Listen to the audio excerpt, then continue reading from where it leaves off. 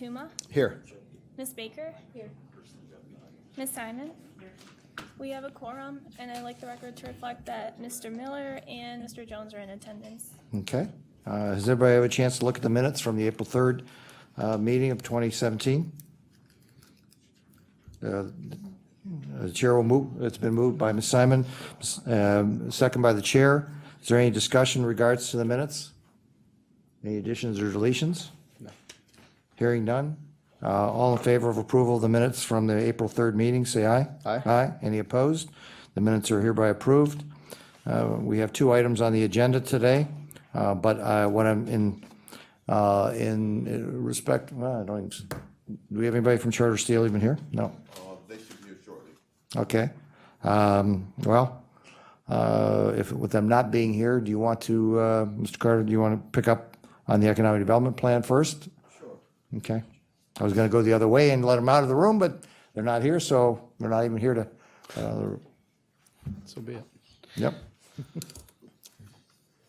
Mr. If we Chair, can read item 0108 into the record, please. Resolution 2017-0108, adopting the 2017 Economic Development Plan in accordance with Section 7.05 of the Cuyahoga County Charter and Section 801.01 of the Cuyahoga County Code. Is there somebody here to speak on this issue? And only because there's a lot to this document, and I think everybody's got it in their hands. Unless anybody has any strong objections, we'll let everybody just pontificate on your pearls of wisdom today and not necessarily vote it out today. Makes sense. Okay? All right, Mr. Chairman, Theodore Carter, Chief Economic Development and Business Officer for the county. Pleased to present the 2017 to 2021 Cuyahoga County 5-year Economic Development Plan. This plan is a amended version of what was adopted by the County Council last summer unanimously. There aren't a lot of significant changes here. We did make some semantic and editorial tweaks to it, but I point out the 2 or 3 areas that are new to the plan, which are different from last year. The first being that we more clearly state objectives around sustainability. Sustainability was not a clearly articulated component of the plan last year. And in conversations, too bad Councilwoman Simon just left. But in conversations with Mike Foley, our Director of Sustainability, who really has educated me on the potential for job creation around sustainable energy. We've added that to the plan on page, I'm sorry I don't have this notated. Let's see here. Chrissy, do you have another packet? You could give, the pages are on the bottom. You could just. Thank you. Yeah, I just don't recall off the top of my head page that it's on. Read this so many times. Are you using the same pagination on what you're looking at versus? Yeah, I think it's the same one. 12, okay. So we've added integrate sustainability on page 12, more clearly to reflect the opportunity that we believe in this area. So for example, in 2014, there's some research done by the Ohio Department of Development that the clean energy workforce in Ohio is growing jobs at a 5.4% average growth rate, which is more than 5 times the state's overall employment growth rate. The renewable energy industry reported sluggish job growth of 1.5 last year, while energy efficiency jobs grew at 4.5%. And so Mr. Foley has convinced me that adding sustainability into our overall economic development efforts is a worthwhile initiative. And so we've added that component. And so that is something that is different from last year. And how does that relate to the WINS project as far as the icebreaker? Right. So the Lead Coke project is something that this committee has and the council has reviewed and adopted. It would be an extension of that. We've also gotten a lot of engagement from the Clean Water Association in the county for us to support them both financially, but also be an advocate The county executive believes that water is a competitive advantage for our community, and so we really have not focused on that at a level that we think is provided by the opportunity. And so putting it in this plan will hold us honest about devoting some resources and organizing the ecosystem around clean energy more broadly. Just as a reminder, this plan is not the plan for the Office of Development. It's a regional plan that is reflected by the partners in the county. And so I think a couple of, particularly Councilwoman Miller has asked, well, how can you get all this done? We are working with our partners to achieve this, not incumbent solely upon the Office of Development. Okay, but I assume this is a controlling document for the 30,000 feet, which is what we've always taken it as, and then you're going to take action steps within your department to carry it out. With that one that you've just pointed out to us, what does assist in development mean for the LEEDCO project in your eyes as far as action items that the county will take? For my office, it's really to be an advocate and support Mr. Foley. And so one of the things at a tactical level that he's talked about, not only with respect to LEEDCO, but other potential sustainability projects, whether they be in housing. So we've evaluated a couple of housing projects where solar panels might be implemented, or clean energy is also working on a broader microgrid initiative, is that we would identify a person that would partner with his shop to evaluate projects that come up in the sustainability area. I'm just specifically trying to find out, what does the word assist mean? If you're talking because I'm just reading from the document, as far as sustainability on the LEEDCO project, if we're talking about job creation in sustainability of the new energy sector, and specifically around the wind, what is the county in your action step going to be to support the word assist? It's unfortunately, it's a pretty generic word in my definition. Yeah, and I was general in my answer because That doesn't help me. yeah, Mr. Foley and I are still talking about what that would look like tangibly. Okay, so if this committee up here has questions about words like assist, combine, support, when will we get your action steps to take those steps that are going to be integral to carrying out this strategy? With respect to that one, Not just that one, but the whole, Yeah. throughout the whole yeah, document. there are others that I'm more comfortable with because we added this year at Mr. Foley's request, and with the understanding that there needed to be built out some more. There's other elements in this plan which we've thought through and have developed over the course of the past 10 months. Okay, well, all right. Yes, Ms. Baker? If I may just add, before we leave this topic, in addition to those words that you just asked, if subsidize can also be part of the overall Definitional. Okay. definition of at what point do we justify subsidizing, and where do we enter into the factor for the return on investment for that subsidy, if that can also be included in that language. Okay, so the three elements: subsidize, assist, and support. Mr. Chair, I'm not sure I agree with subsidize. So, What, I mean, appearing in the document, or? yeah, I think I would want to think about that before I would agree to add subsidize in an economic development plan. Okay, well, tell you what, it's my fault for breaking up your continuity and your flow, so I'll accept the first responsibility, and my colleagues are going to jump on it. You can tell. Why don't we let you go through the flow, and then we'll ask questions at the end. And then, as I think you stepped out of the room, Ms. Simon. It's not my objective here today to vote this out. It's to keep it here. People can dig through it. We'll hear your response. We'll come back in probably 2 weeks, dig into your response, questions and words.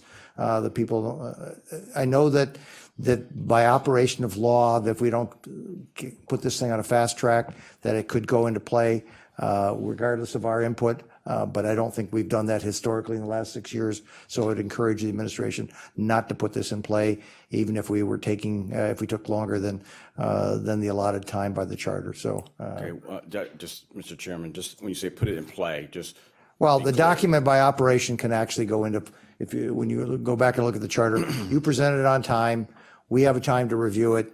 If we don't get it reviewed, because we're going to ask some questions, we're going to be probing, by operation, it can go into effect. I believe it is in August, I think it is, without us having completed our review process. So, and I would just as soon not have that happen. It's never happened that way. We've never missed the target actually from our end, but I think there's a lot of fruit here to be gleaned out of this, and so we'd love to be able to support you. There's no major changes with the exception of sustainability. I'll talk about the next section.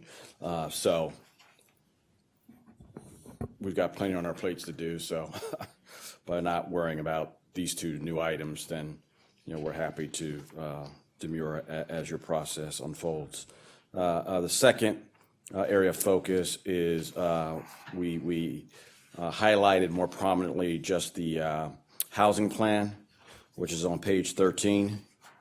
And so that is something which is on their separate track, but we have a committee of stakeholders that are evaluating and put forward a draft housing plan for the county. Outlined here are the principal elements of it. And so the stakeholders asked that be included in the economic development plan. And so you've heard me talk before about integrating more housing community development with the economic development. So that's pretty straightforward. The third component is to add a focus on hospitality and tourism as a source of growth in jobs. And in talking with a couple of stakeholders in the community, tourism and hospitality is not an insignificant portion of our economy. And so working with Destination Cleveland as one stakeholder, how do we really spend a little more time collectively focused on the growth of that industry segment? Then the last, which isn't yet reflected in this plan because it's not yet completed, last year we talked about, I think you and I, Mr. Chairman, in particular, talked about the array of our current Department of Development programs and activities. On page 20, as a result of the draft E&Y study and my own point of view, we are in the process of consolidating those programs into a more concise array of programs and a smaller number of programs. And so we will send forward an amendment as that unfolds over the next 30 days, but certainly come back before this committee to give you directionally where we intend to go in terms of having a fewer number of programs. So page 20 is not a final document, is what you're telling us? That's going to be amended? Yes. Okay, so with this committee at least acknowledging and agreeing that that's not a finished document by itself, then we'll wait to get that back from you before we will actually vote this thing out of committee then. Okay. All right? I think we can still meet the timeline just given. It's fine, it's fine. I mean, has everybody had a chance to at least look at this prior to that? Okay, so what questions do we have? We'll get started from there. I think we got a 30,000 foot, maybe even higher, what we just got. This committee is going to dig into this. We're going to dig into everything from the loan structure, how we are, where we are, payments. We're going to dig into the whole thing. And then also would like to see your action steps to support this because yes, we're approving the plan, but I think the next thing is we'd love to see what are the action items that you're going to be bringing forth to support this plan in place. Okay, where do we get started? Mr. Miller?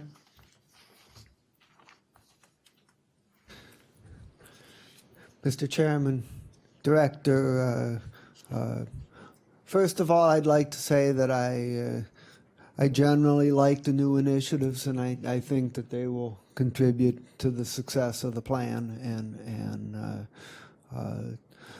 the part about the new and simplified array of departmental activities, I think that is significant and partly to make the management of the loan portfolio more manageable. We've just got so many programs that it's proven difficult to track all the loans and follow up on the payments, and a simpler process might help with that. The final thing that I want to say is just to reinforce what the chairman just said, that I would like to see as part of the plan,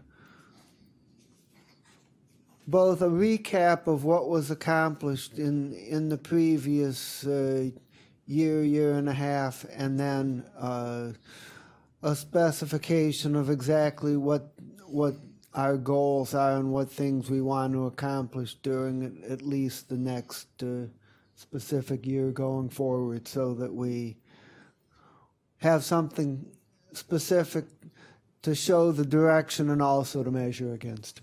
Yep, that makes sense.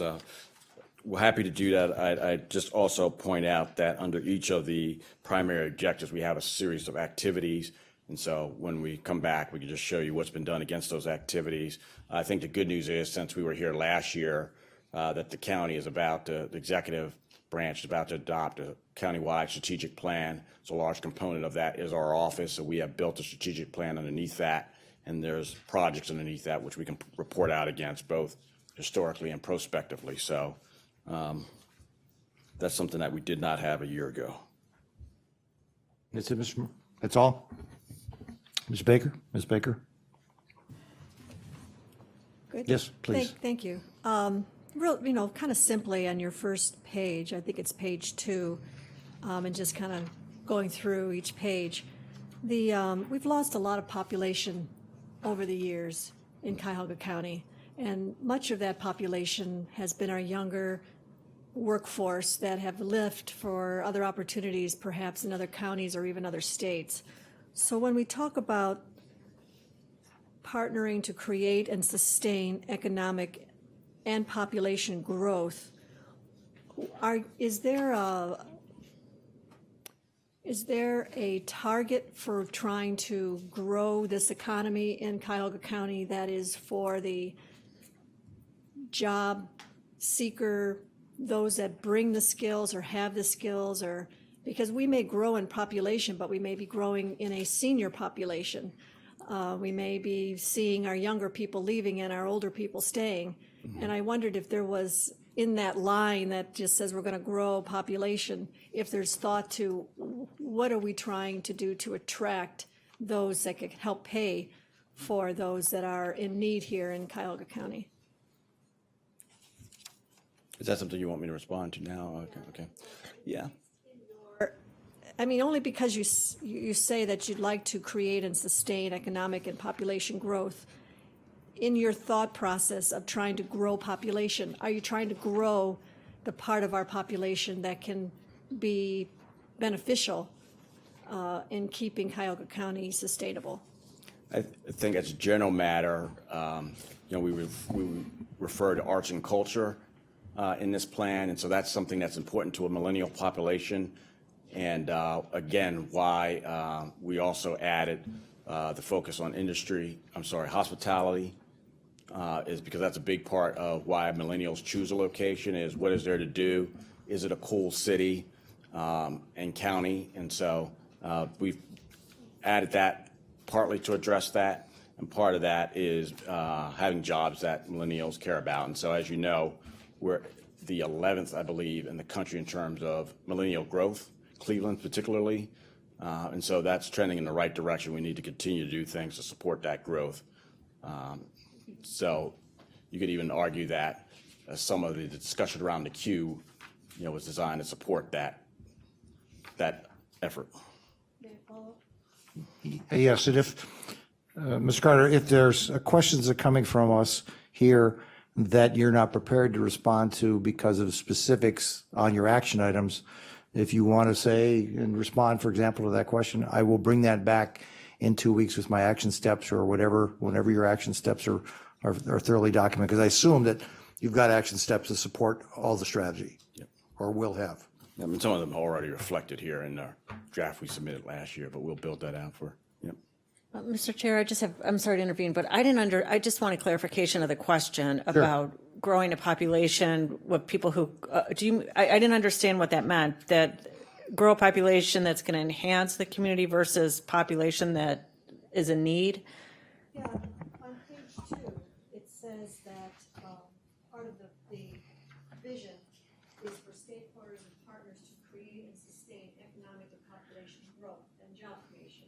So in order to do that, we need to be attracting people that can fulfill the jobs and the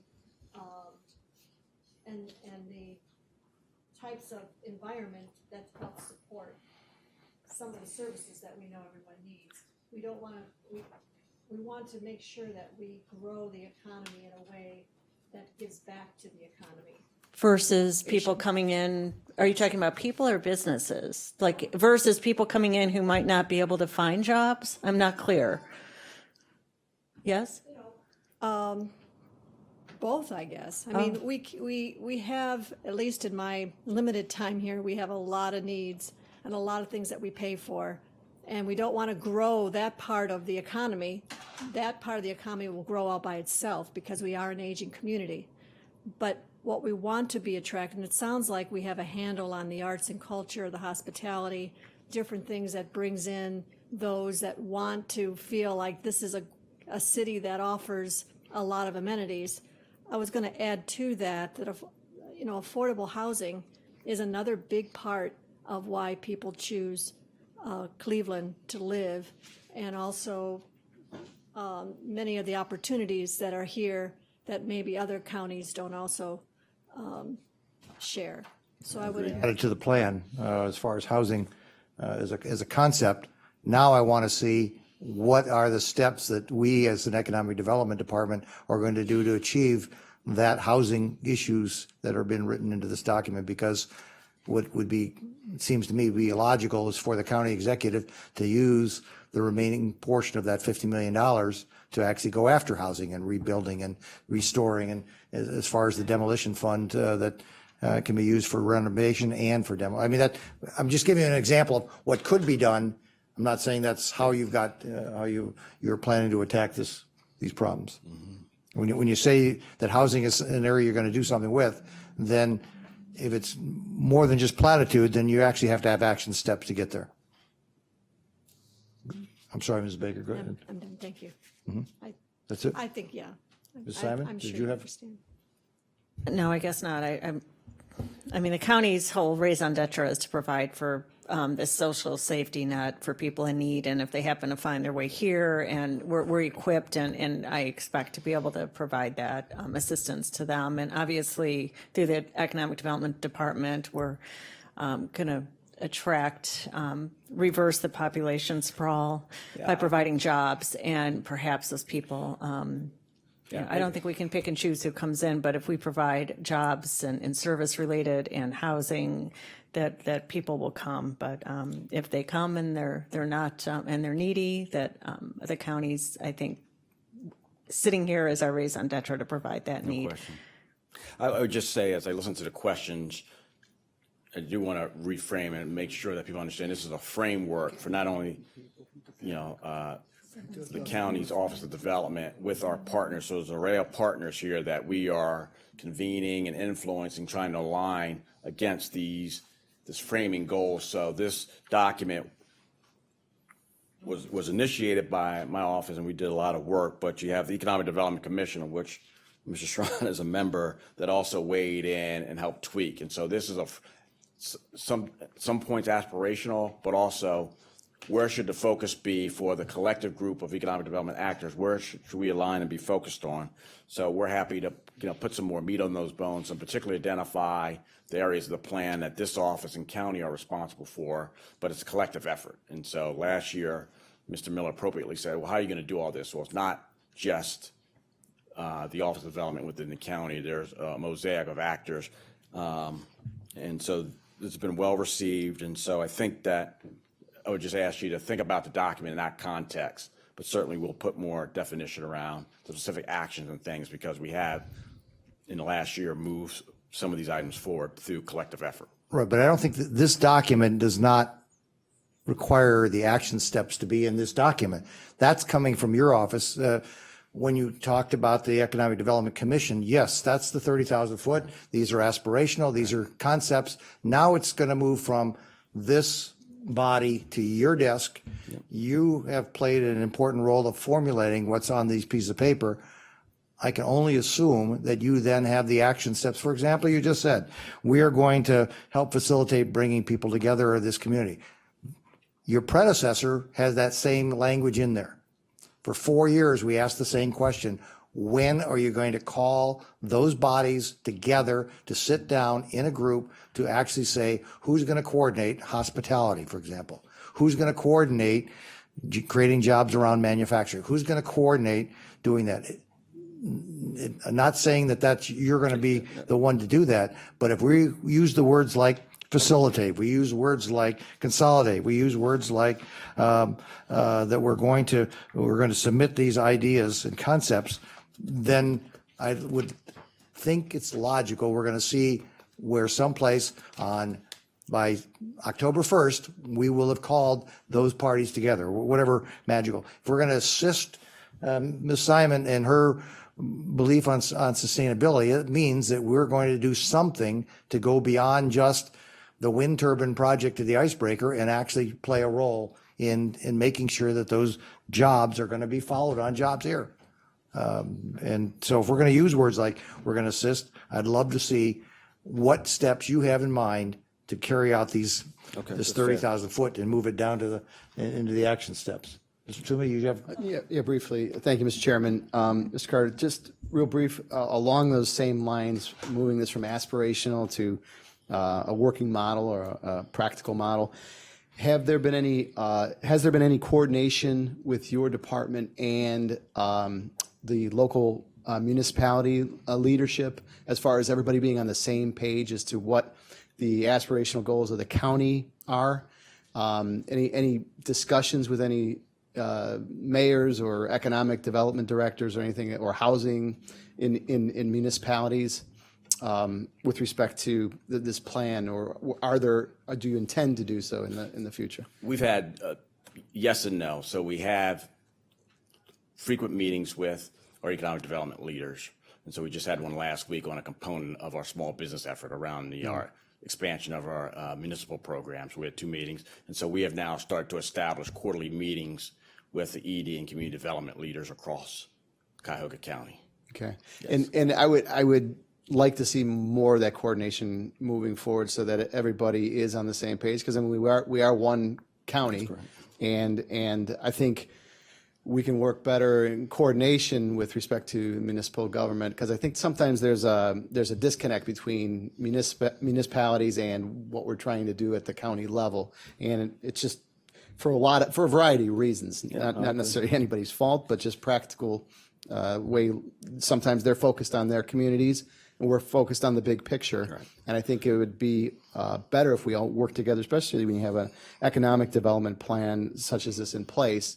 Maybe if they're cued into it, and they'll be looking to maybe come to you or to leadership in the administration for ideas or solutions to problems that we might not be looking at. So I would just ask that you keep that in mind as we move forward. Yep. All right. Thank you.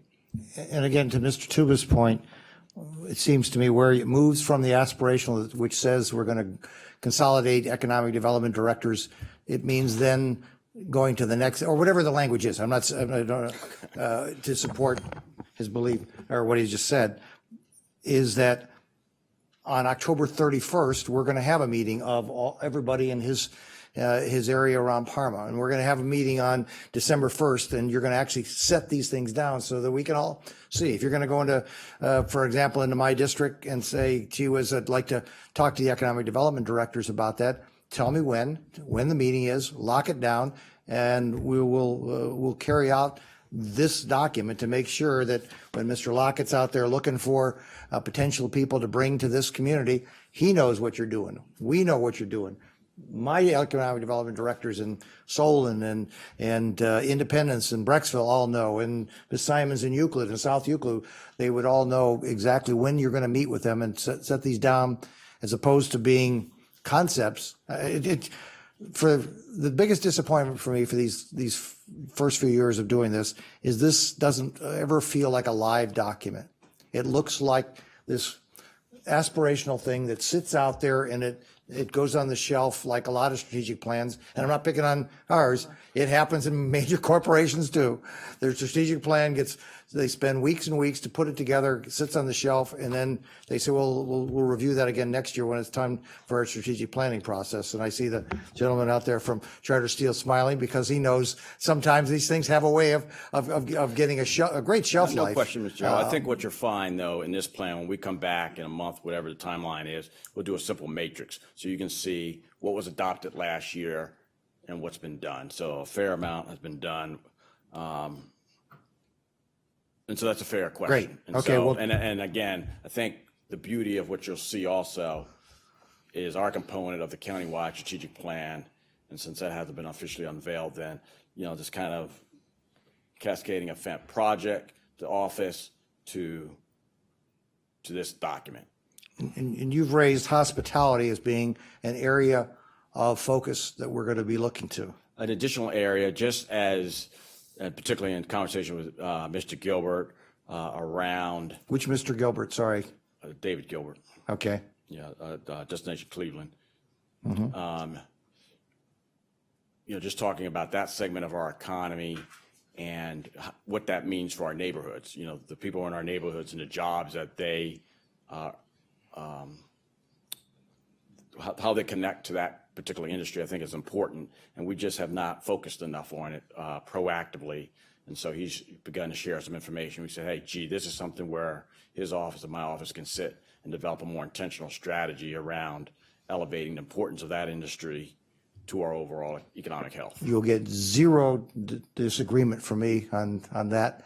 The only question I'd have would be if you asked Mr. Gilbert about having lost $44 million, are we giving a mixed message to the importance of hospitality coming out of That's Destination a separate Cleveland? question, but I think. Well, it's not a separate question. It's a real question that relates to where we say it's important enough to make it into this document, and it's important enough to say it's one of our growth sectors, and then we have a mixed message out there. So I'll let you figure that out, how you communicate that effectively to Mr. Gilbert, because I don't believe he thinks that it's as important as what you just said, based on that, the way it's turned out.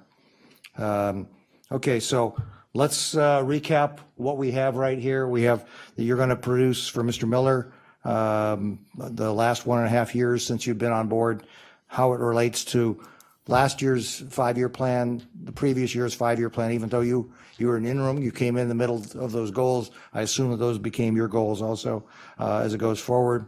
Ms. Baker was asking about population impact and millennials, how you're going to see that, and then the action steps. What do you think is appropriate amount of time to be able to get the action steps that will support this and the items in here? I'll let you tell me when you're going to put your action steps in play. Let's assume that this document gets approved as is with only some minor tweaks from everybody as a feedback. What do you need as far as then what you're going to do to carry out your action steps to make this strategy take place? Okay. 2 weeks, 4 weeks? You tell me. Yeah, I assume you've already been working on it too. But Yeah, I'm just thinking about some of the other. When do you intend to call the next meeting, Mr. Chairman? When you tell me when you're ready. Okay. I will get back to you tomorrow morning, so I'll Okay, give you a thank you. definitive date rather than. Okay. Anybody else have any other questions based on it? Yes, Ms. Baker? And I see that, let's see, if it's in dark, that means it's new. Yes. Okay. Page 6 on your activity 1, support business growth and profitability through workforce pipeline that delivers sufficient. It seems like that is really one of the most important things that we can do is try to help those get the skills they need, the upskills. The rest of this is, the explanations are, is that new also, or is there new ideas of how it is that you're going to connect those dots? Is there a No, I'm perhaps? sorry, Councilwoman Baker, sorry to interrupt you. This is, that's not new, that's just bolted from the old plan. That is not something that was added this year, That but activity 1? correct. Okay, so then I guess my question would be, is there any new ideas or any new strategies? That seems to be what most people are talking about, is not having a qualified workforce. So is there an intention to look at that harder to see what it is we can do, and perhaps if there's silos involved of those not working together, how we can perhaps coordinate those efforts? I'd say we're working pretty hard on this. So I think it would be just prudent to give you an update on what's gone. So that would be a report out from last year's report, so we can, so essentially we have stood up the Skill Up program. Right. We've hired talent advisors. We've called over 1,000 businesses to engage them around the Skill Up effort. There's been a funders group that's funded to try to align both outcomes and funding around specific outcomes in a more integrated way. So when I report out in a couple of weeks, we'll give you specific outcomes under that strategy and activity. I appreciate it. Okay, and Mr. Jones? Thank you, Mr. Chair. And I really just want to echo what all of my colleagues have already said, just to add emphasis to it. We've been here 6.5 years, 5 years of an economic development plan, and now a year and a half with your leadership. And even after 6.5 years, I'm not clear on just what you're actually doing. Right? Chairman has said action steps. We talked about conceptual things, but what role do you play? We have primary objectives and metrics. I don't think any of us disagree with any of these great aspirational things, but what role have you played in the housing? And just to pull one thing, housing values. This council put $50 million towards demolition to help stabilize the property values of our county. But the 5-year plan didn't really play a role in that. So, but it's one of your metrics and aspirational goals. So what role do you play? And that's what I'd like to hear in the coming weeks as you present to us. What are you actually doing? What are you actually doing? And that could actually relate back to Mr. Jones's comments about the $50 million. This body up here discussed how that should be put into play by, and it was your office, your predecessor, who had some shared responsibility as to what could be done with that, how it should be done, what could be impactful in both the community side and the economic development side. And I would argue that they're both interrelated anyway, that if you fix up a neighborhood, you fix up the commercial side, you fix up the business side, it's going to do its part to fix up the neighborhood at the same time out there. And so I echo Mr. Jones's comments about that, because I really think that this is a place, I know it's a year and a half, honeymoon's over, and we're going to be hard. This body is going to be pushing hard, because we're really on your team to make sure it's carried out, because we're on a roll, we believe, in the county, and there's no sense in looking backwards. We should be looking forward and saying we're going to kick ass and take names, we used to say in the Army. And I think it's time for us to carry that out. If it means going to your boss and say, that $50 million, there's 30 plus still available. Let's figure it out strategically, because I want to do this, this, and this, because it's going to have an impact on Mr. Purnell's district, it's going to have an impact on Mr. Toomey's district, and we're going to attack 3 or 4 or 5 or 6 of these areas, and we're going to really do it strategically, as opposed to salt and pepper across the county trying to get that $50 million out there. So with that, didn't mean to be overly tough on it, but we really are on the same team in regards to this kind of stuff. That's fair. All right. I'll wait for hearing you in the morning. And feel free to give me a buzz or email or whatever technique works good. best. Thank you, And I see Mr. Wise out there in the audience. Now we in fairness, we were going to give you a first position, but it was 4 minutes afterwards, and we had all these people in the public waiting to get started on the meeting. So no, fault is not an issue. We just we're ready to begin. If you could read the second item into the agenda. Resolution 2017-0109, authorizing an economic development fund business growth and attraction loan in the amount not to exceed $2 million to Charter Manufacturing Company Incorporated for the benefit of the Charter Manufacturing Steel Project located at 4300 East 49th Street in the village of Cuyahoga Heights. And is there somebody here to speak on this issue? That's me, Mr. I Chairman. see Mr. Lockett up there, so I assume that Good afternoon, committee. Good afternoon, Chairman. My name is Arnold Lockett from the Department of Development. This afternoon, I have a request before you for Charter Manufacturing Incorporated. This particular project is a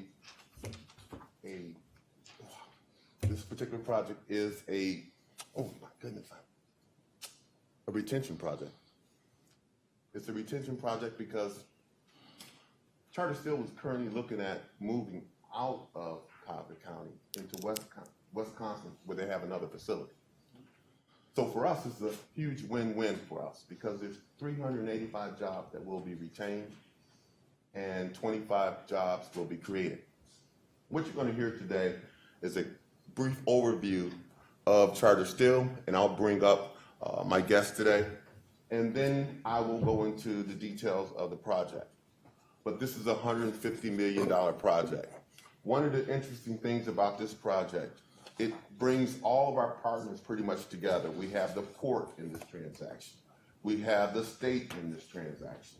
We have the city of Cuyahoga Heights in this transaction. And we have a bank in this transaction. So this project has a lot of our partners, and it really makes a statement that says about what we're willing to do to keep a company here in our backyard. Mr. Locker, while you're still up there, why don't you go through the financial part of the deal Okay, as opposed to breaking continuity, and then we'll come back. Cuyahoga County is being asked to fund roughly up to $2 million at a rate of 1% for a term of 10 years. The county's funds will be used to purchase equipment, a coil handling system. Our partners on that equipment will be the state of Ohio. Cuyahoga County will have a first shared position with the state of Ohio on this transaction. The borrower will guarantee. It's a pretty simple structure. The county is on the equipment side of something. And we're sitting in second chair on the We're first. It's the first share. first chair on the equipment? On the equipment with Ohio, state of Ohio. Well, there's only usually one. We're an equal Well, footing with we're the state of parity. Ohio. Pardon? We're parity Parity with the state. pursuit? Okay. Are we? Okay. I mean, so if the equipment needs to be executed on, and I know it won't be, but we'll share equally in the proceeds. Yes, Is what? that is correct. All right. And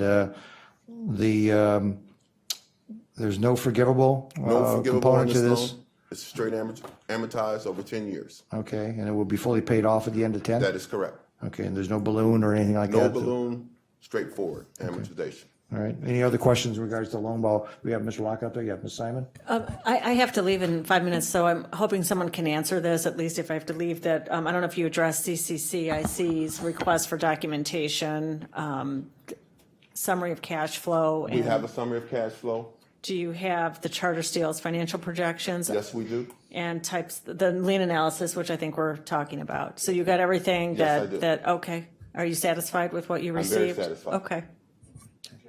Else on the loan structure itself before we get into the operational piece of?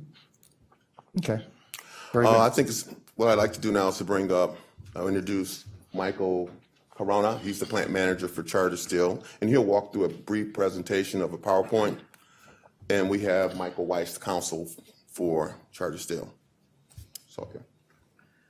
Good afternoon, everybody. The plant manager here in Cleveland for the rolling mill. I'm just going to walk through this presentation, give a little background about Charter, its facilities, and what we're looking to do here in Cuyahoga County. So first of all, I'm just going to talk a little bit about Charter, its history, and about the project. So initially, the Charter manufacturing was actually established in 1936, and it's comprised of these four divisions: steel, automotive, wire, and Durabar.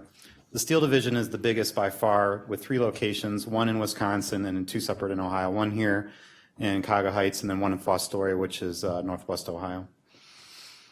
Also about the company, it is privately held, and they've always maintained a very steady balance sheet.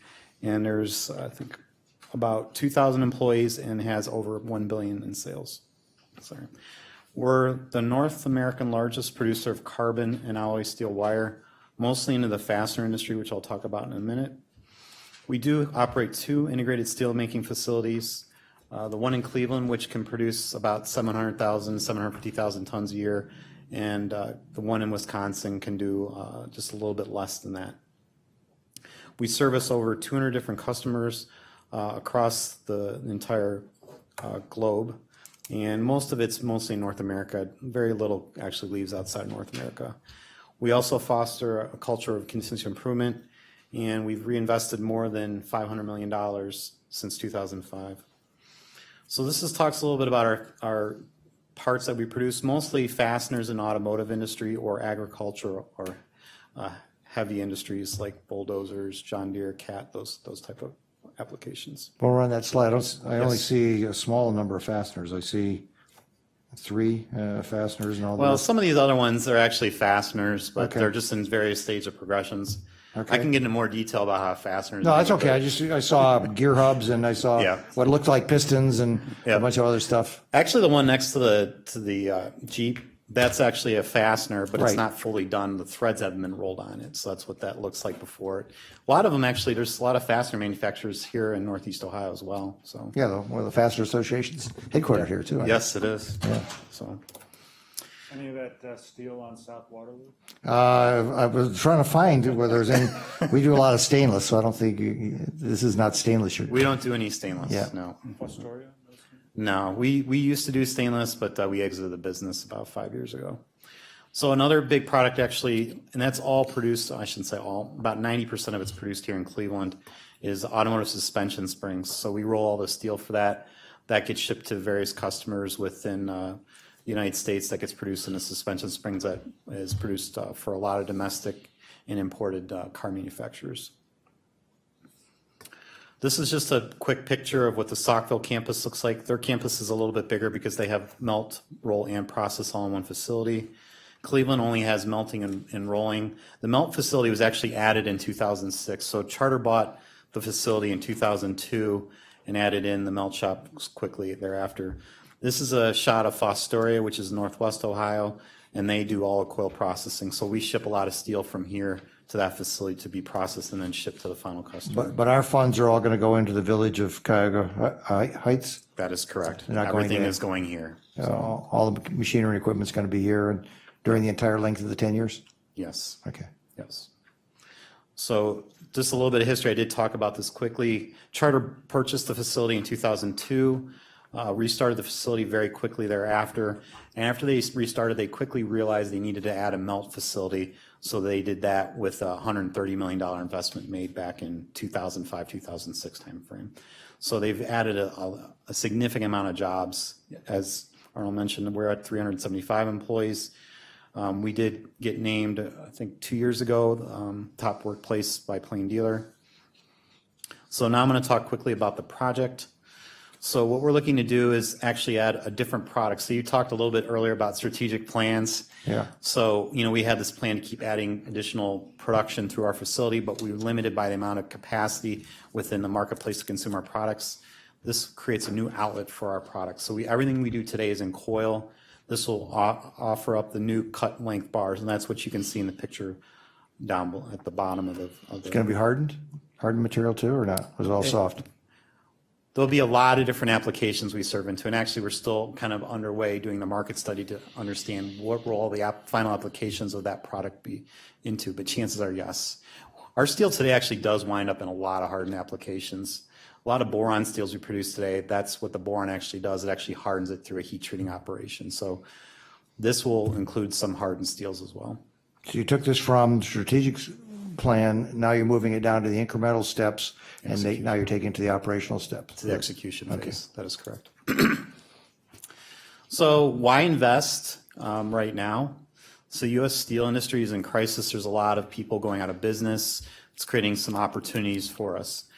Some of our competitors are losing money, and that's given us opportunity and share. We've gained a lot of space in the coil space through our competitors going out of business. But the other issue too is imports are a huge problem, mostly driven by China. China's steel capacity is more than the rest of the world combined. So when we filed our trade case for wire rod, that really pushed China out. But what it did is it pushed a lot of others in here, and we actually have a pending trade case right now going on. The other thing too, I talked about coil. We are about as saturated as we can be in the coil market. And what we're looking to do is add a different product to our portfolio, which is this cut to length operation, which we're looking to do here in Cleveland.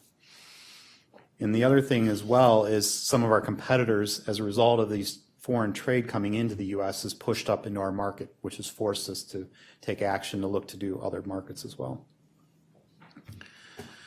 So What we're looking to do is make this investment to really offset the competition, and that's kind of what we're looking to do. $150 million, which would be the initial investment, that kind of gets our foot into the door, but then there'll be more investment over time. So that kind of gets us started, but to really ramp up production, there'll be additional capital investment made a few years after we get going. The 150 is machinery equipment and Machinery, equipment, installation, and the facilities, the buildings, the structure. okay, there's no operational dollars of training dollars going in there or in that 150? I mean, I'm just looking at where our 2 million is going to play a role with. The 2 million will all be just for equipment. So, Okay. yeah. So the other thing too is the way we've won in our other markets is by the customer service model we do. We offer very short lead times. We're very responsive to inquiries, and that's what's gained us business over a lot of our competition. So what's the turnaround? Turnaround time on an order, Yeah, you say you're it going can to be up to 2 short lead weeks. times, pardon? 2 weeks. So, yeah. Depending on a lot of different factors, that's most orders. Some stuff can take longer depending if we have melt availability, stuff sitting on the ground for ready to be shipped. So, talking a little bit about the financing, Arnold talked a little bit about that, but the job creation piece, we're looking at creating 25 jobs, 20 of which will be created within the first 3 years of the project. And the other part of it too is the construction jobs. So obviously we're going to be building this facility. So there's going to be a lot of jobs with excavation, foundations, building, installation of machinery, equipment, so on and so forth. So there's a lot of jobs created for a short period of time, but will obviously be a benefit to the county. The other thing too is 60% of new positions will be available to lower income residents. And what that really means is that it's people who don't necessarily have college degrees, but it's skilled labor that we will need to operate the plant and the facility. So I just want to mention that the average salary is going to be around $25 on the jobs created. So it's good, solid, good jobs. yeah. Is there a training program to bring in new workforce of any of those 25 people? Not that we already have today established. So we have an internal training program we have for all of our new hire employees.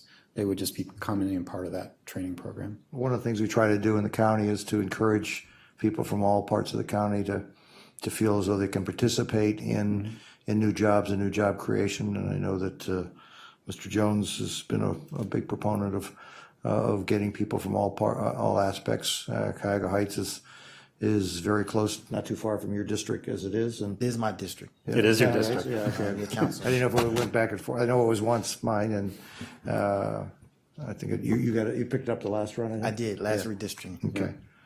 So we would encourage an active seeking of all people within this county, because that's what makes the diversity we're looking for. Yeah, recently we've actually reached out to Tri-C, and that's actually been a very good cooperation that we've gotten a lot of very good candidates out of that, where people get their 2-year certificates and we're bringing them in. So we actually just recently hired 3 people from that program. So it's been very successful. Arsenal Middle's got a Yes, they great do. program that they Yes, work they with do. at Tri-C around steel and steel manufacturing. Yeah, I'm familiar with that program, and we're actually looking to do some stuff. We actually have one of the people that works within the rolling mill. He actually teaches at Tri-C, so we're looking at some programs with them to help bring better education into it. Because that's the one struggle I'm sure a lot of manufacturing companies have, is getting good labor into the fold.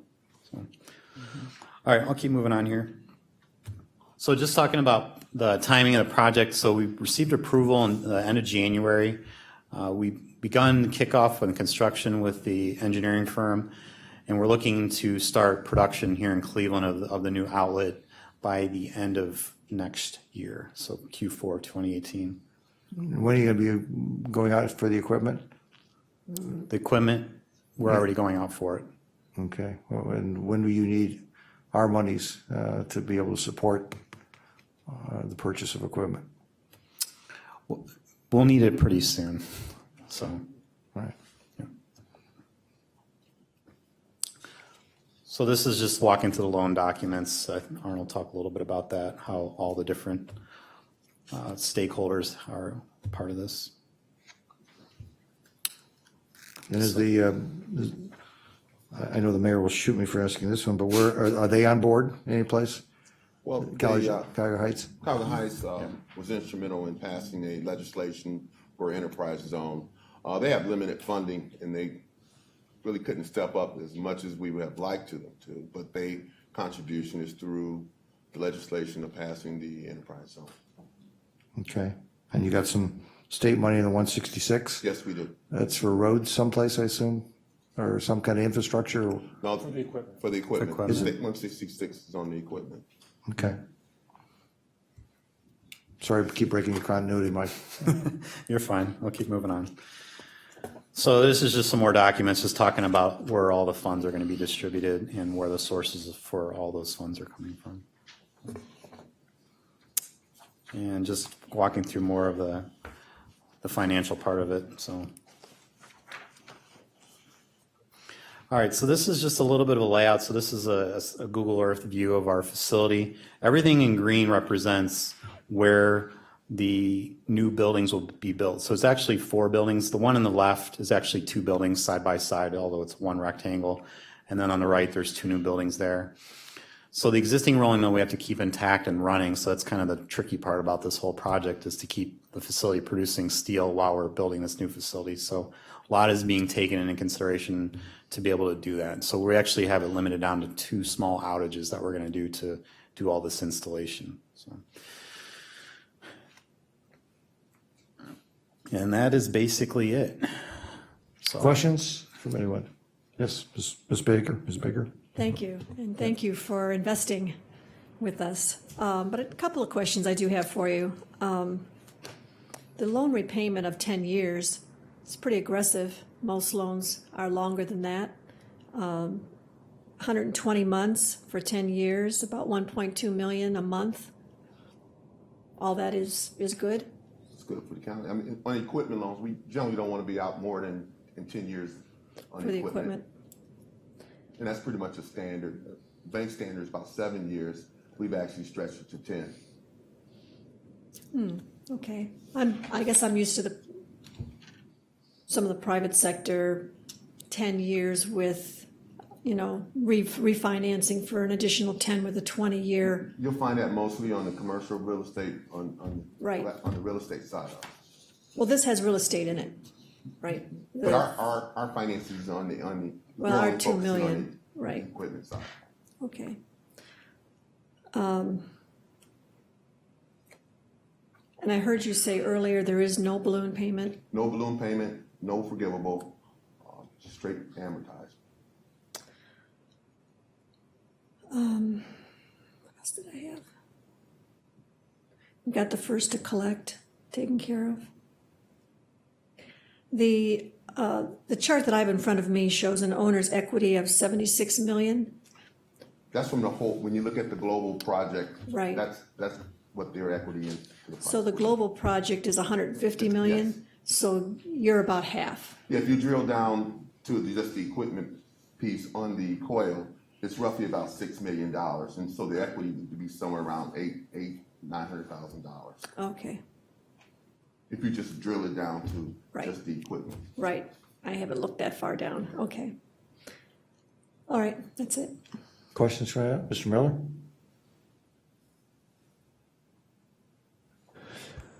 I would also like to thank you very much for doing business in Cleveland and for your continued commitment. It's the steel industry is not an easy place to make money in the current world economy, and we appreciate your sticking with it and your efforts.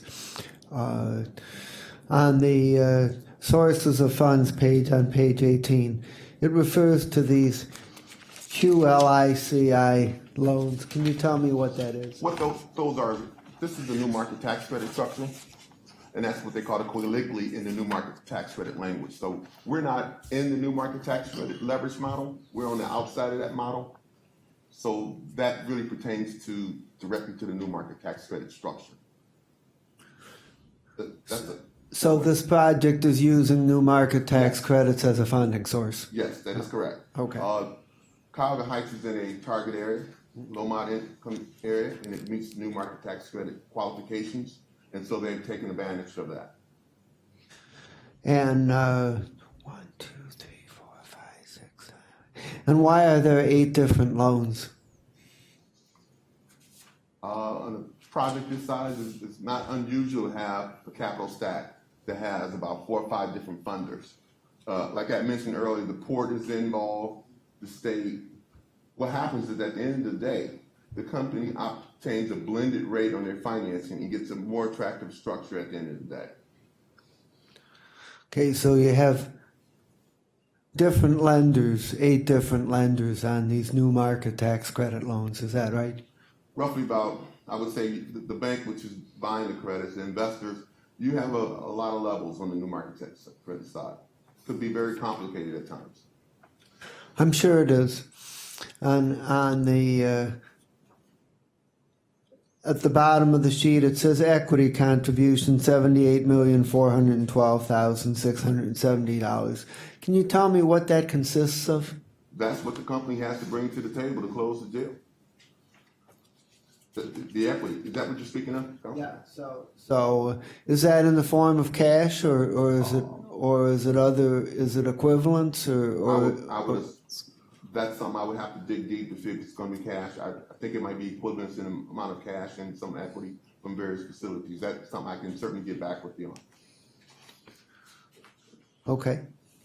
The other thing I want to mention, if I didn't say it, is that this project payroll is estimated at about $30 million. So this is a huge number for the city of Cuyahoga Heights and Cuyahoga County as well. Yes. Do you have a question? Mrs. Baker? And we'll finish over here and then come over. You mentioned the $30 million. Is that on the 25 employees? No, or are you actually, counting construction? Actually, on the 385 employees and plus the 25 new, it totals up to roughly about $30 million. On the 25, you're probably looking at about $2.5 million. On the retention, which is the 385, you're probably looking at somewhere around $28 million. Okay, good. That makes more sense. And because you mentioned the construction jobs in the FT and FTE, what is for the 20 or 25, what do you estimate those wages to be on the average? We're not talking about the construction job. No. We're talking about the job, roughly about $25 an hour. 20, okay. And then the last question, the That's okay. 150 million that is total investment, and the machinery and equipment, which I would think would be the most labor intensive. 20 to 25 new jobs don't sound like a lot when you talk about the investment that's being made. So how, is there more to come, or is this equipment that runs its own, or? I can answer some of that question. Actually, we're using some labor that we have today to operate this new equipment. So that's why there's not like 100, 150 Right. jobs. So you're actually reusing some of the existing labor to operate the new equipment. So, yeah, a lot of the labor ads is really around the trades, like the millwrights and electricians. So even the $25 is actually a pretty conservative number. It's going to be more than that. But that's where really we're starting to add, is around the trades, around millwrights and electricians to help support this new equipment. So my follow. Sure. So you're saying that the 385 jobs that exist today, many of them are going to be folded into this new plant. Right. How many, I mean, I I mean, it's hard to just say. wonder what It your was- model looks like as Yeah. far as I mean- the number of jobs, the extra 25, and what does that workforce look like if you were to, I mean, you must have some idea what of those 385 are going to be moving over to your new plant. Well, think of it not as a new plant, but an extension of the existing plant is probably Okay. a better way to take it. So you're still going to reuse some of the existing equipment within the rolling mill, but then we're adding a new outlet to it. So when you do that, you only can run one side or the other. So what happens is the guys actually switch from running the one outlet to running the other. So that's how you're saving on the labor component. But the maintenance of that equipment, you're just going to have almost double the amount of equipment you have today. So that's why we need additional maintenance personnel to be able to maintain that equipment. Okay, I'm sure all that's been factored in. Yes. To your, Yeah. Thank you. Okay. Ms. Jones? And just so I'm clear, those 385 jobs, are they currently in Cuyahoga Heights? How many? Yes, Right, all so- all of them are. Those 25 will be added to over the next few years. That is correct. Okay. Well, again, I'd like to thank you again for continued investment in Cuyahoga Heights. And share with me more about your workforce component. You mentioned Tri-C. Have you partnered with them before, and who have you been working with? It actually hasn't been me specifically. Our HR department's been working with them, and I don't know how that partnership came together, but, we expressed some interest, well, me with the HR group, of how do we get more skilled labor in here that is a better fit for our organization. And somehow that we had talks, I think maybe with our maintenance manager, is the individual who teaches at Tri-C, may have got that partnership started, but we've seen some benefits from that as far as the type of quality of the personnel that's coming in to interview. So it's definitely a step up from what we have seen. Can you briefly describe the skill set that you need in that workforce? A lot of people ask me that question, and I have a hard time answering because it's a pretty unique individual. Working in the steel industry is not an easy thing. You take a guy who, may have worked at, McDonald's or someone like that. It's hard to explain to them how much heat you might feel doing certain jobs within that mill.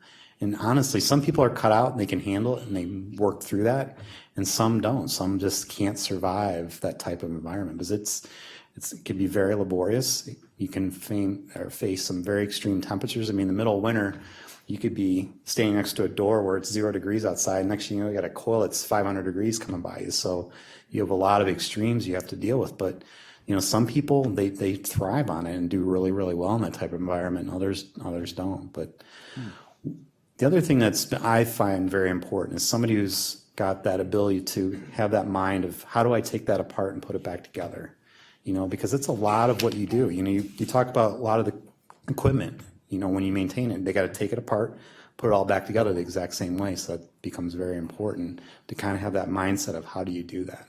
Some people have it, some people don't. Okay. So, yeah, thank you. Other questions? Well, I will echo my colleagues and thank you for committing to this county, to this state, to this country, because steel is the backbone of manufacturing, and there's no doubt about it. The car that everybody drove here in was made with steel. The springs were made with steel. A lot of the internal components of an aircraft, even though a lot of it's aluminum, uses steel in the core of it, and every ship that sails on the seas is part of that. So I'm thrilled to see that. I see you have rail spur on there, and I did hear somebody touch on the port, but were you talking in terms of the port as to your product flowing out, or the port as far as the funding side? Port on the funding side. Okay, Through the revenue are we looking to export or do anything with that out of this?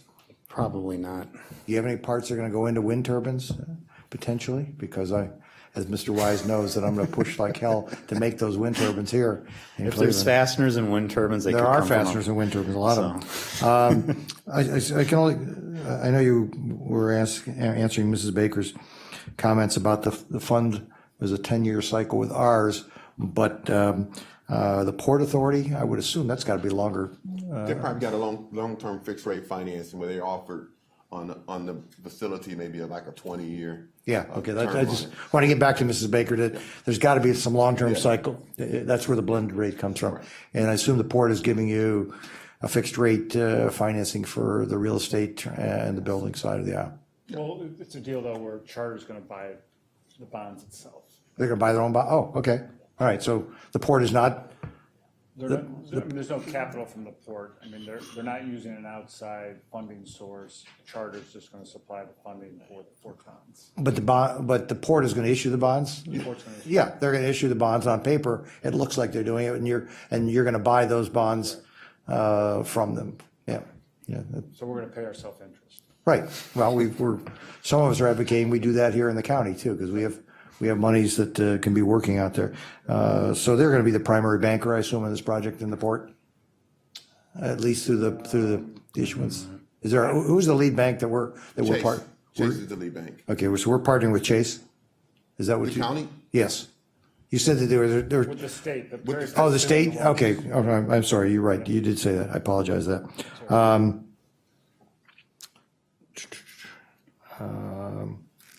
I know that, having just recently toured the Arsenal Middle plant, when you see steel being manufactured today, the number of people that it takes versus with the technology today, that whole thin mill technology that's going on down there, I was just floored. It had to be 8-10 football fields long, and there were 8 people in the entire factory.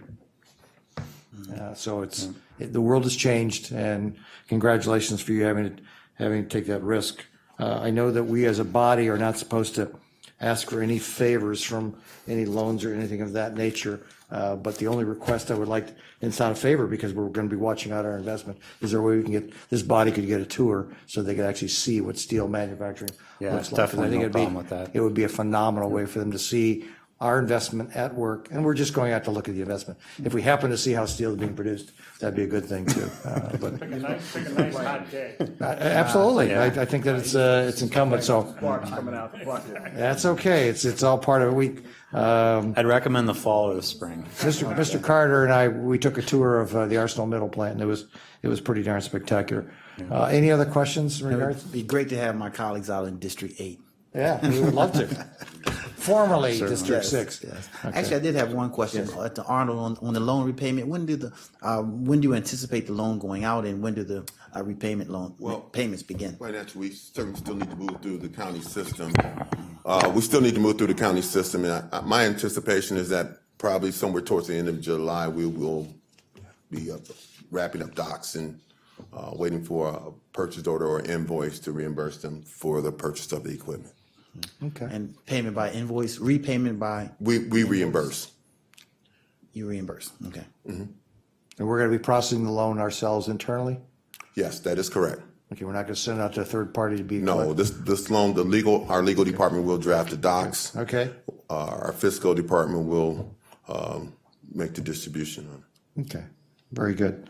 I'm sure that Charter would just as soon probably just run it through an automatic prepayment anyway and just have it spit out the same way we do and stuff like that, but whatever technique, whatever makes sense. I do see in front of everybody a substitute piece of legislation, and I think it does relate to this particular application. Is that correct? Am I, Christina, is that correct? I have a substitute piece of legislation in front of me. Is this coming from the executive's office? Somebody tell me what I've got. Are you aware that we have a substitute piece of legislation where it's got some whereas provisions in it? I think all it's doing is probably giving the commitments of that probably were not in the original legislation when it came through. Yes, that is correct. Can you verify? Well, if it's not correct, we can still correct it when we get to the other legislation. But Khalil, do you have if you can put yourself on the record? Certainly. Thank you. One thing that I actually Put yourself on the record. Oh, Khalil Sarin, thank you. Cuyahoga County Council staff. Just wanted to bring your attention to Section 3. It's a new section that was added in the proposed substitute, and I think that's probably the most important piece of the proposed substitute. This indicates, and this is becoming standard language with economic development deals. This is a sunset that allows for this loan to basically disappear if the loan isn't made within 12 months. Okay. All right. Everybody's comfortable with that. So let's, the chair will move that we substitute the substitute language that we have before us for the original language. Is there a second? Second. It's been moved and second. Is there any discussion in regards to the substitute language? Hearing none, all in favor of approving the substitute as written, say aye. Aye. Aye. Any opposed? The substitute now will replace the original language. Is there any other discussion in regards to this? Okay. I'd just like to have my name added to them. Fantastic. I kind of thought you might, right? It was going to happen. Yeah, okay. And as being the former, I think my name's already on there, but any other questions in regards to this? Now, I can assume that the next statement's coming from, Just, I really, as the executive often tells me, quit while you're ahead, but I do want to make a point as it relates to last discussion.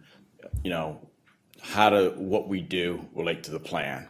So one of the elements of the 5-year plan is support manufacturing. So this is really protecting manufacturing. And as we went through this process for the last 8 months or so, it originally started at a much larger amount that the company was requesting. We went through a process, negotiated down, and got to a point where they were comfortable. But this is a retention deal, which needs to be emphasized more heavily in this plan. We come to you with attraction deals, not retention, and we did not want to see this company, which has been here a number of years, move to their other plant, I believe in Minnesota? Wisconsin, I'm sorry. Colder than here, so that's why it's not in mine. We want to just continue to see that growth here, and while it's not a huge amount of new jobs, it is retaining the existing employment base and a huge capital investment in Cuyahoga Heights. So they're going to be the beneficiaries of that from a tax standpoint. So I just wanted to correlate actions and results as it relates to this plan and some of the principles outlined in it. And Mr. Chairman, if I could add. Yes, Mr. Wise? Please put yourself on the record. Sorry. Mike Wise with McDonald Hopkins representing Charter Steel. One of the key pieces here, and Councilwoman Baker, you kind of raised the point, but the company probably wouldn't have even taken this loan or the state's loan, but for the ability of the county to match up the terms with the state. So the county was offering a lower interest rate, the state was offering a longer term, and we went back and asked them both to reconcile and provide the same terms, the longer rate and the lower interest rate on both loans, and that's how the company ended up taking both loans. So, we just want to express our appreciation for the flexibility of Cuyahoga County in adjusting those terms and making really a $5 million tranche work for the project. Well, I think that as somebody from manufacturing is thrilled, because I really think that these are the core jobs. And we had a presentation, I think, earlier in regards to the multiplier effect of manufacturing jobs is anywhere from 5 to 7 manufacturing jobs follow behind each job out there. So I am thrilled that we have a loan in front of us that has this kind of an impact. And this is, even though the retention is not as big as what you alluded to be taking on what I consider to be the opposition from overseas, from China and places like that. As you know, this body just decided we were going to be putting in an American solar panels on this last round, and we pushed for that. This is just one more step in creating that solid foundation of manufacturing jobs here in Northeastern Ohio. So I'm thrilled to death. And I'm glad we were able to play a role in that. Hearing nothing else, is there a motion to approve the substituted resolution as has been approved? It's been moved and seconded. I did not hear anything from anyone saying this has to be expedited passage. So it will go before on the normal 3 readings in that regard. It's been moved and seconded. Any other discussion? I'll just comment, Ted, in response to your statement. The Department of Development, you have a mission statement, and this is a perfect example of how your mission statement in the Department of Development aligns with the 5-year economic development plan. But I think the heart of the question truly is what's beyond this 5-year plan speaks to things beyond the Department of Develops, and you still have to close the gap for us and explain to us how a 5-year plan relates to what the things that go beyond your economic development department's mission statement. That's the part that's not connecting. And that's what we'll hear. I guess tomorrow morning I'll get a report as far as the scheduled date, because you hit the nail literally right on the head, or you turned the thread of the fastener that's being produced here ultimately. And because of that, we're on your team now. There's a natural correlation between all this steel and the jobs that we would love to have sitting right around Cuyahoga Heights in this county. And if it means spilling over into Lake or Ashtabula or some of these other areas where we need to have that, that's okay, because it supports the region. But I think that ultimately this is where that strategy then comes into play. So it's how do we take it real? I mean, we got a weapon now that we can be actually doing stuff with in this county because of what Charter Steel is going to be doing here. I agree 100%. Any other comments? Sorry about getting into the politics of what it means for job creation, job multiplier, but that's really where the big enchilada is.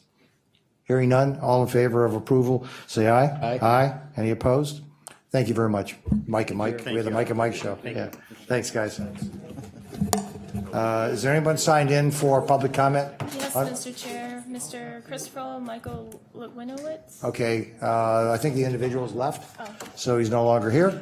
Is there anyone else signed in? I don't see anybody. Anything else for miscellaneous? Hearing none? Adjourn the meeting.